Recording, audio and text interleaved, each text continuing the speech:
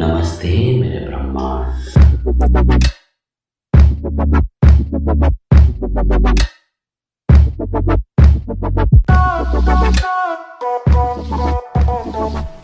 Film podcast के एक और एपिसोड में आपका स्वागत है। मेरा नाम विजू राजन है। मैं एक फिल्म प्रेन्योर हूँ और एक कलाकार होने के साथ साथ मैं एक जीवन यात्रा उत्साही भी हूँ।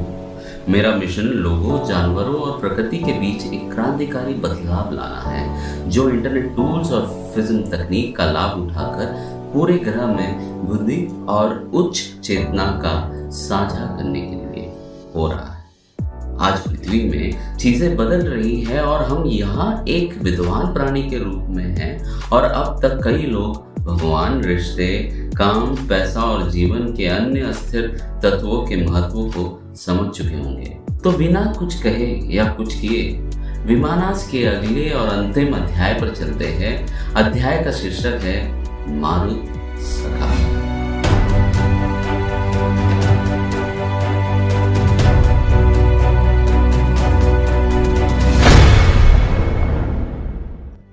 आज हम ऐसे व्यक्तित्व से जुड़ने जा रहे हैं जो हवाई जहाज या विमान के इतिहास में कम बोले जाते हैं। उन्होंने 1895 में पहले मानव रहित हवाई जहाज का निर्माण किया था।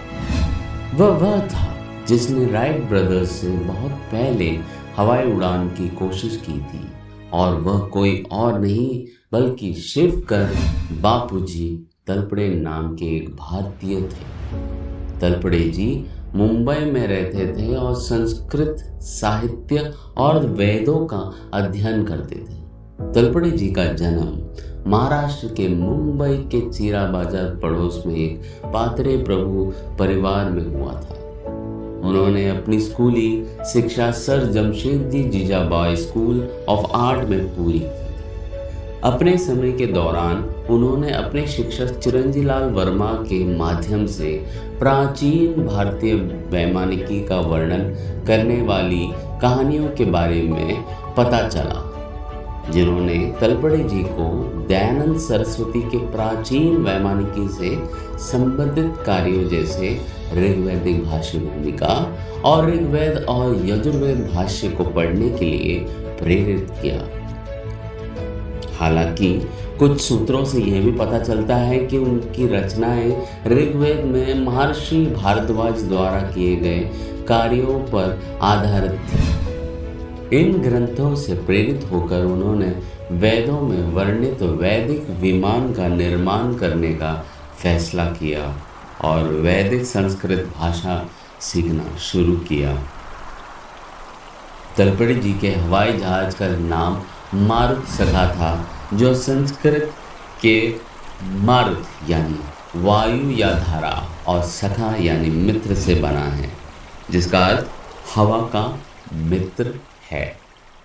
वेनकर जी, जो पेशे से वास्तुकार थे लेकिन लेखक होने के साथ साथ वो एक इतिहासकार भी थे, वो कहते हैं कि मारुत सखा स्पष्ट रूप से बांस से बनी एक बेलन आकार संरचना थी और तरल पारा से भरी हुई थी।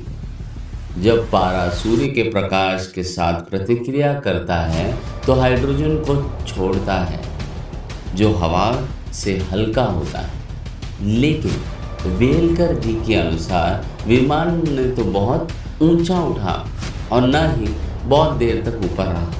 ये एक छोटी ऊंचाई तक बढ़ा और कुछ ही मिनटों में दुर्घटनाग्रस्त हो गया। एक पूर्व भारतीय रक्षा वैज्ञानिक अधिकारी D.H. बेडेकर ने 2004 में कहा था कि मारुत सखा तकनीकी कारणों से अपनी पूरी डिजाइन सीमा तक काम करने में विफल रही। प्रयोग के बाद मारुत सखा को उनकी मृत्यु के बाद तक तलपड़े जी के घर में स्पष्ट रूप से रखा गया था।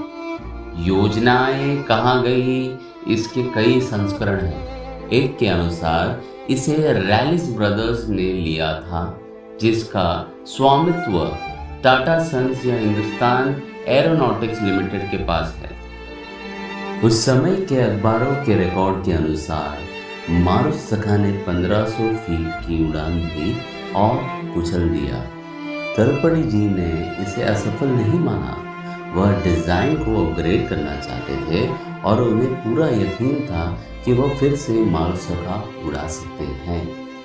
हालांकि उड़ान क्षेत्र में तलपड़े जी के अभियान से अंग्रेज बहुत नाखुश थे और वहीं पर ब्रिटिश अधिकारियों ने बड़ौदा के महाराजा को तलपड़े जी के शोध के लिए वित्त प्रदान नहीं करने का आदेश दिया।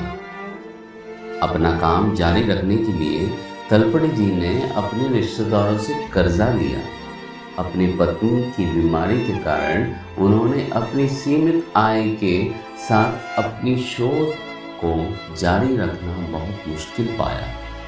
वह कर्ज में था और जिन रिश्तेदारों ने उन्हें पैसे उधार दिए थे उन्होंने मारुशक्ति के अवशेष और दस्तावेज हासिल किए और अच्छी रकम के लिए रैली ब्रदर्स को बेच दिया। यह भी माना जाता है कि राइट ब्रदर्स ने इस डिज़ाइन को रैली ब्रदर्स से खरीदा था और इसे अपनी डिज़ाइनों में शामिल किया था। फिर भी राइट ब्रदर्स का प्रोटोटाइप 120 फीट तक ही उड़ सका, जबकि मारुतसुगा ने 1500 फीट तक उड़ान भरी थी। वह कहते हैं, अंग्रेजों ने तलपड़े जी का काम सफल न हो यह सुनिश्चित करने की कोशिश की। दुर्भाग्य से हम में से बहुत लोग अभी भी उसके बारे में कुछ नहीं जानते। जहां दुनिया ने राइट ब्रदर्स और जॉन स्ट्रेंगफेलो की उपलब्धियों को सराहा और जश्न मनाया, वहीं पर तलपड़े जी के अधिकारियों ने अनदेखी। तलपड़े जी उस युग के किसी भी आविष्कारक की तरह ही अच्छे थे, लेकिन अपने नफरत करने वालों द्वारा लगाए गए प्रतिबंधों से बच नहीं सके। यह दुर्भाग्यपूर्ण है कि तलपड़े जी को उनके योगदान के लिए कभी भी सम्मानित नहीं किया गया है। मुझे आज लग रहा है कि कभी दुनिया भर में उड़ने का सपना देखने वाले इस महान भारतीय के बारे में कोई नहीं जानता। क्या हमें इसे समझने में बहुत देर हो चुकी है, या हमारे जीवन के लिए इसका कोई मूल्य नहीं?